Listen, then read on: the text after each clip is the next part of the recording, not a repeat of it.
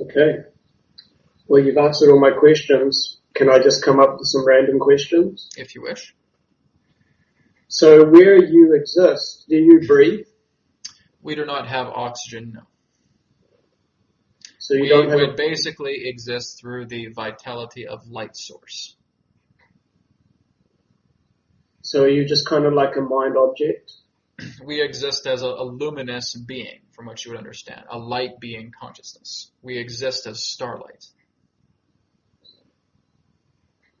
It's like going into your own sun and thinking, well, is there oxygen within my own sun? There is partial oxygen there.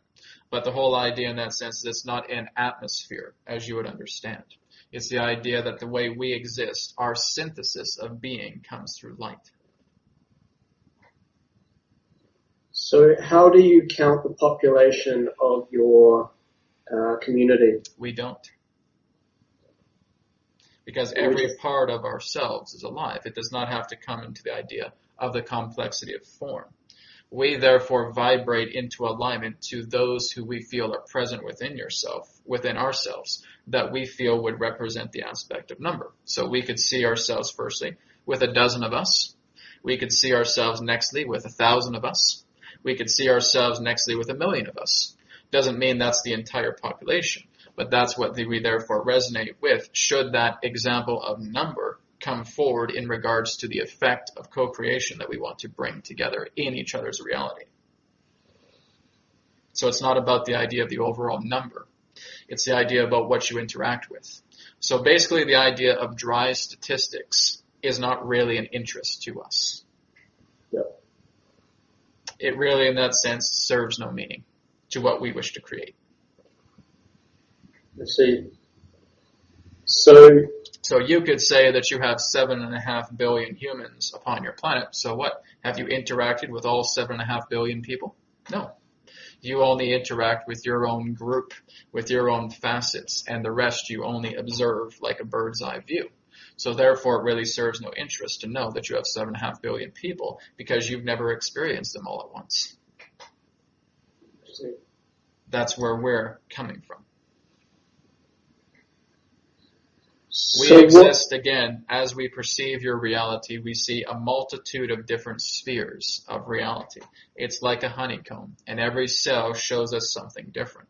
That's how we exist. We exist through the stream of continuity. We do not exist through linearity. So we can go back and forward in time, as you say, and we can therefore have different populations as it relates to that stream. When Brad therefore communicates with us, he's communicating to one version of us, not the totality. So in your example, we could communicate with you now when you're 15 years old. Then 5 minutes later, we can communicate with your 19-year-old self. Then 5 minutes later, we can connect with your 24-year-old self. That's how it works. We go through the idea of the malleability of what you know causality to be. So you have no personality? No personality that you would be aware of, no. It's the idea that we certainly have feelings, and that we certainly have, in that sense, some particular sense of self. But the whole idea is that it is not individualized. The sense of self represents the all. Will you go on to evolve to a higher state? Always. That always happens.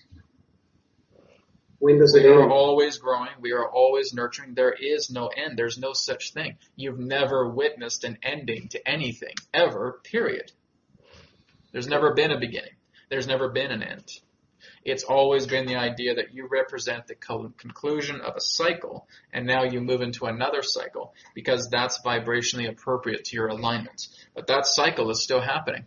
You're just no longer a part of it. You don't team it the idea of an end or a beginning. But that's not really what's happening because you're always thrown into the middle of something. So there's no beginning. There is no end. You're looking at this too linearly. It's like trying to explain to a two-dimensional object how it's truly three-dimensional. It can't get it until it's actually three-dimensional. So that is therefore your condition. We're basically talking to a bunch of triangles, to a bunch of squares, where we're existing in this three-dimensional cube or three-dimensional sphere. There is nothing that we can ever say to you to fully grasp the reality that we come from, because you're not in alignment with it through this interface you call a human body. So, do you experience things such as humor? We do. What kind of things are humorous where you are? Usually joyful aspects, something that represents an explosion of joy, an explosion of happiness. So again, some people in that sense who may feel that they may show up as an entirely different color to their usual color. That too is quite amusing to us. When people in that sense choose other forms that we may find amusing. Some people may actually show up to us just as a walking square with legs. That too is quite amusing to us. So again, we have certain forms of, shall we say, simple amusement, but we don't, in that sense, dedicate our lives to the idea of amusement. It only fits the mood into the vibration that we align to. What do you dedicate your lives to then? To the idea of expansion, to the idea of understanding each of us through all of you, through everything that exists. Our continued understanding of all that exists is what creates the synapses of change. So therefore, we are agents of change. Get it? Yep. All right. We will now conclude this interaction. We thank you very much for this conversation with you today. I am Adronis of Sirius. We will now conclude and return to the conduits. Goodbye for now.